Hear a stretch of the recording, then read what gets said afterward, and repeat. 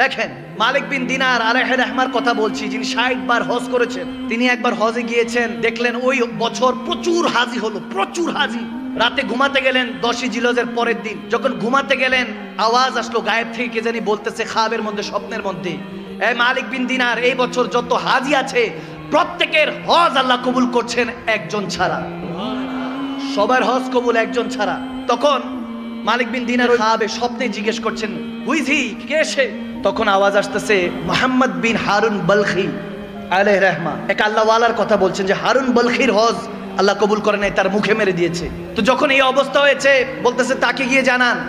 মালিক বিন দিনার ঘুম থেকে উঠলেন, ফজর নামাজ পড়লেন, খোঁজা শুরু করলেন। এখন যারা হজে গিয়েছে তারা এই বিষয়গুলি জানে যে এক একটা তাবুক আলাদা থাকে। বাংলাদেশ থেকে যারা যায় তাদের তাবুক আলাদা, যারা ইয়ামান থেকে যায়, মিশর থেকে যায় তাদের তাবুক আলাদা, হিন্দুস্তান থেকে পাকিস্তান থেকে যায় তাবুক আলাদা। এক একটা দেশের এক একটা আলাদা আলাদা গোত্র আছে। ওখান থেকে প্রত্যেকে এরহাম বাঁধে, নিয়ত করে, হজ করে। এখন খুঁজতেছে বলখিবাসীরা কারা। খুঁজতে খুঁজতে এক জায়গায় যখন দেখলো ওখানে বলখি লেখা, বলখবাসীরা, ওখানে গিয়ে জিজ্ঞেস করছে হারুন বলখি কি চিনেন? বলে হ্যাঁ চিনি, তিনি তো অনেক বড় আল্লাহওয়ালা, পরেজগার বান্দা। তিনি তো কিয়ামুল লাইল করে সারা রাত ইবাদত করেন, সারা দিন রোজা রাখেন। সুবহানাল্লাহ। এরকম অবস্থা, এত ইবাদত গুজার। বলতেছে বলেন কি? বলে ওনার ঠিকানা কই? বলে হুজুর যে পাহাড়ে গেলে একটা ছোট্ট ঘরে দেখবেন ইবাদত করছে মনে হয়। গেল হযরত মালিক বিন দিনার কাছে গিয়ে দেখতেছে এখন ইবাদত করছে। যখন ইবাদত করছে নামাজ সালাম ফিরালো, সালাম দিলেন মালিক বিন দিনার, আসসালামু আলাইকুম ইয়া মুহতারাম। তিনি ওয়ালাইকুম আসসালাম ইয়া মালিক বিন দিনার বলেন। সুবহানাল্লাহ। বলে আপনি আমাকে চিনেন নাকি? বলে জি, যিনি আপনাকে পাঠিয়েছেন আমি তারই বান্দা। যখন মালিক বিন দিনার বলে আপনি এত পরেজগার ব্যক্তি, আপনি জানেন আমি কে? বলে এটাও জানি, নিশ্চয়ই কেউ না কেউ খাবে আপনাকে বলেছে যে আমার হজ এই বছরও কবুল হয় নাই। অবাক হয়ে গেলেন, স্ট্রেঞ্জ হয়ে গেলেন। বলে ব্যাপার কি, আপনি খবর জানেন? বলে হ্যাঁ। দেখতেছে ওনার একটা হাত কাটা, হারুন বলখি তেনার ডান হাত কাটা। বলতেছে ঘটনা কি আমাকে বলেন। হারুন বলখি বলতেছে হুজুর বলতে পারবো না, বললে আপনি আমাকে হয়তোবা মারবেন, আমার গায়ে হাত তুলবেন। বলে না, যে এত বড় পরেজগার, যাকে সবাই ভালো বলছে, যিনি আমার খবরও জানে, তার হজ আল্লাহ কবুল করে নাই, ঘটনা কি জানতে চাই। বলে হুজুর শুনেন তাহলে, এটা আমার 25তম হজ। আমি 24 বছর ধরে হজ করছি। কেউ না কেউ আল্লাহ ওয়ালা এসে আমাকে বলে দিয়ে যাচ্ছে তোমার হজ আল্লাহ কবুল করে নাই। হারুন বলখি তোমার হজ তোমার মুখে মেরে দেওয়া হয়েছে, নাউজুবিল্লাহ, আল্লাহ কবুলই করে নাই।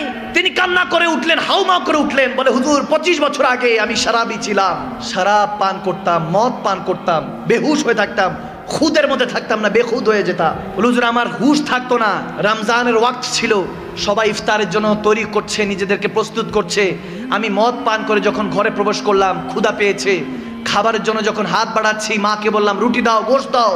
মা বললো শরম করো, হায়া করো, লজ্জা করো, সবাই রোজাদার, তুমি কেমনি ভাবে বেরোজদার মদ পান করে এসে তামাশা করছো, হায়া করো, লজ্জা করো। যখন বলছে, দেখেন অনেকে, আমি এই জায়গায় একটা কথা বলি, কোনো মা বাবা যদি তার সন্তানের সাথে কথা বলতে কার্পণ্য বোধ করে, চিন্তা করে যে আমার সন্তান এই কথাটা বললে হয়তো রাগ করতে পারে, আমি মনে করি সেই রকম সন্তানের মতো বদনসিব সন্তান আর জমিনে নেই। আওয়াজ দেয় না, ঠিক না? যে মা বাবা আপনাকে জন্ম দিল, সেই মা বাবা যদি চিন্তা করে যে আমার ছেলে আমার মেয়ে মনে হয় রাগ করবে এই কথা বললে, তার মতো বদনসিব আর নেই। মা বাবা আপনাকে হায়া করছে, আপনাকে ভয় করছে, নাউজুবিল্লাহ, তার মানে আপনার জান্নাত এখন আর সেই আল্লাহর কাছে চৌখাটে, আপনার ঘরে আর জান্নাতটা নাই, ঠিক না ভাইয়ের আমার, বাবার আমার। মা যখন বলো হায়া করো, লজ্জা করো, সে হারুন বলখি বলে হুজুর আমি এটা শুনে রাগ মাথা উঠলো, আমি একটা থাপ্পড় দিলাম আমার মাকে, নাউজুবিল্লাহ, থাপ্পড় দিলাম। আমার মাটা তরপাইতে তরপাইতে উনুন, ওইখানে আগুন ছিল, চুলার মধ্যে পড়ে গেল। আমাকে কয়েকজন ধরাধরি করে, যেহেতু নেশায় ধুত ছিলাম, খবর নাই, বেহুশ, ঘরের মধ্যে আমাকে বন্দি করলো। পরের দিন ঘুম ভাঙলো, দেখি আমার স্ত্রী ওয়াইফ ব্যাগ গুছাচ্ছে। বললাম কি ব্যাপার, কোথায় যাচ্ছ? বলে যে মায়ের সন্তান হতে পারে না সে বউর স্বামী কিভাবে হবে, আমি তোমার সংসার করব না। বলে আমার মা কই? বলে তোমার মা রাতের বেলায় জানাজা হয়ে গিয়েছে। চিৎকার দিল সন্তান। বলে কি বলো? আমার মা জানাজা হয়েছে, আমাকে জানানো নাই। বলে তুমি তো নেশায় ধুত ছিলা, তোমার মা তোমার থাপ্পড় পেয়ে নাউজুবিল্লাহ ওই উনুনের মধ্যে, আগুনের মধ্যে পড়ে ওখানে ইন্তেকাল হয়েছে। যেতে যেতে বলেছে আমার সন্তান যাতে আমার মুখ না দেখে। বদকিসমত ওই সন্তান। হারুন বলখি বলতেছে হুজুর এই কথা শোনার সাথে আমি একটা দা উঠালাম, ছুরি উঠালাম, হাতটার মধ্যে ডান হাতে কোপ দিয়ে হাতটাই ফেলে দিলাম।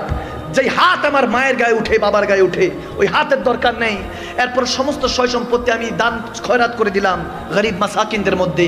আজকে 25 বছর ধরে হজ করছি হুজুর, কেউ না কেউ আল্লাহ ওয়ালা এসে বলে যে আমার হজ কবুল হয় না, আল্লাহ মুখে মেরে দিয়েছে হজ। তখন মালিক বিন দিনার রেগে গেলেন, বলে আরে মার উপরে যে অত্যাচার করে সে কিভাবে মানুষ হতে পারে।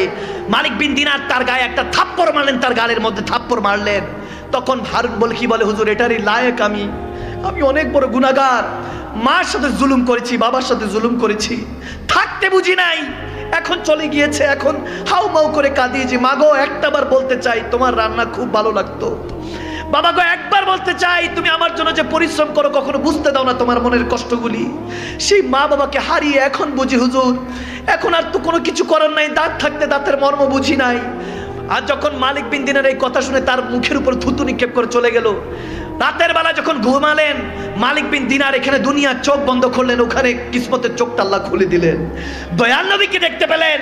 দয়াল নবী এসে আমার মালিক বিন দিনারকে বলতেছে, হ্যাঁ মালিক, কি জন্য তুমি হারুন বলখিকে মেরেছো? বলি ইয়া রাসূলুল্লাহ, মায়ের নাফরমান ছিল, মাকে হত্যা করেছে। বলে আমার নবী তখন মুচকি হেসে দিয়ে বলে, সেই মায়ের উসিলাই সে জান্নাতি হবে, তাকে জানিয়ে দাও। তখন মালিক বিন দিনার বলে এটা কিভাবে সম্ভব ইয়া রাসূলুল্লাহ? বলে হাসরের ময়দানে যখন সে হারুন বলখিকে টেনে হেসে ওই ফেরেশতারা নিয়ে যাবে, মাকে উঠাবে, আল্লাহ বলবে এই মা তুমি বলো তোমার কি হিসাব নিকাশ। আল্লাহর কাছে সেদিন ওই মা চিৎকার দিয়ে বলবে, আল্লাহ ওগো পারওয়ারদিগারে আলম, ইয়া রাব্বাল আলামিন, আমার সন্তান আমাকে হত্যা করেছে, আগুনে নিক্ষেপ করেছে, হত্যা করেছে, তাকে কত কষ্ট করে 9 মাস 10 দিন 10 মাস 10 দিন পেটে রেখেছি, আমাকে সে কষ্ট দিয়ে হত্যা করেছে, আমি বিচার চাই। আল্লাহ বলবে এই বদবখতকে উঠা, ফিনারে জাহান্নামা খালিদিনা, চিরস্থায়ী জাহান্নামে নিক্ষেপ কর। ফেরেশতারা টেনে হেসে যখন নিয়ে যাবে তখন সে বারবার চোখের পানি ছেড়ে বারবার তাকাবে মার দিকে, একবার মার দিকে তাকাবে, একবার রাসূলুল্লাহর দিকে তাকাবে। তখন মালিক বিন দিনারকে আমার নবী বলতেছেন যে ওই সময় সে তার মাকে চিৎকার দিয়ে একবার তাকাবে, দুইবার তাকাবে, তৃতীয়বার চিৎকার দিয়ে বলবে, মা গো ক্ষমা করে দাও আমাকে, আমাকে ফেরেশতারা জাহান্নামে নিক্ষেপ করছে। মা তুমি কোথায়? আজকে আমাকে জাহান্নামে নিক্ষেপ করছে। তখন মা চিৎকার দিয়ে আল্লাহর দরবারে হাত তুলে বলবেন, ওগো আল্লাহ আমি ক্ষমা করে দিয়েছি, তুমিও ক্ষমা করে দাও। ওগো নবী আপনি শাফাআত করুন। আমার নবী বলে আমি সেই মার আর্তনাদ চিৎকার শুনে বলবো, ভয় পাইস না, টেনশন নিস না, যেখানে মা সুপারিশ করেছে রব্বে কারীম ক্ষমা করে দিয়েছে, ওয়ারযুকনা শাফাআতাহু ইয়াউমাল কিয়ামা।